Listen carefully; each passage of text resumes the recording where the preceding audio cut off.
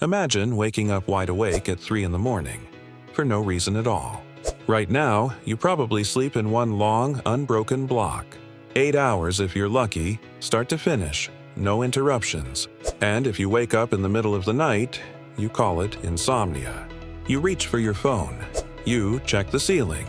You worry something is wrong with you, and you try every trick you know to force yourself back under. For almost all of human history, that worry would have made no sense at all. A historian named Roger Ekirch spent years digging through old diaries, court records, and medical texts, and he found something strange.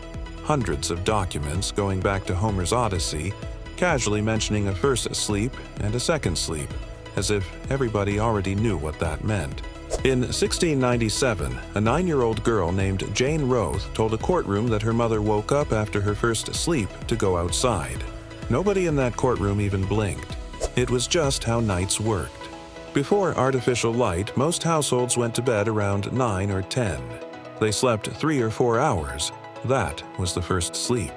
Then, around midnight, they simply woke up. Not from a nightmare, not from a noise, just naturally the way you wake from a nap that's run its course.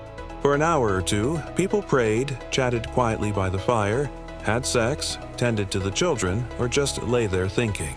Some physicians even believed this waking hour was the best time of the night for digestion and reflection.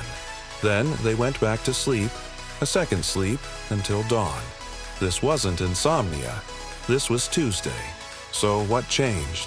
A man in New Jersey happened. In October 1879, Thomas Edison finally built a light bulb that actually worked. He wasn't the first person to try. More than 20 inventors before him had built some version of an electric bulb, but every single one burned out in minutes or cost more than most people earned in a year.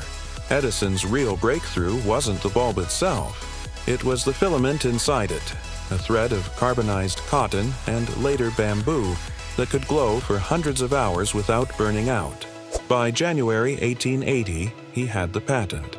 For the first time in human history, night could be pushed back, cheaply, in every home. Factories didn't waste any time. With cheap, reliable light, machines could run after dark, and workers could be scheduled after dark too. Shifts had to start and end at the exact same clock time every single day, because a factory floor can't wait for anyone to finish their first sleep. The old 2-part night, with its unhurried hour of candlelight and quiet conversation, simply didn't fit inside a punch card. So it disappeared. Not all at once, but steadily, decade by decade, as more homes got electric light and more people worked on someone else's clock. By the early 1900s, doctors and diarists had stopped even mentioning a first and second sleep.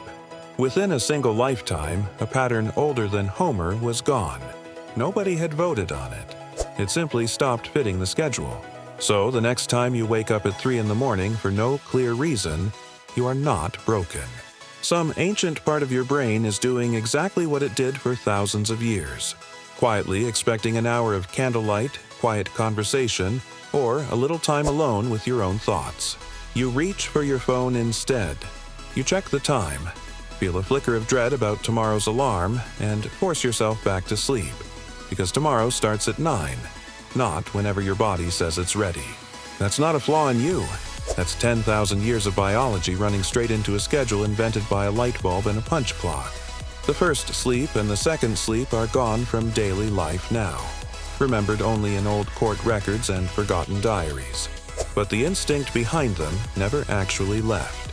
It's still sitting quietly inside you, waiting for 1 in the morning, wondering where the candlelight went.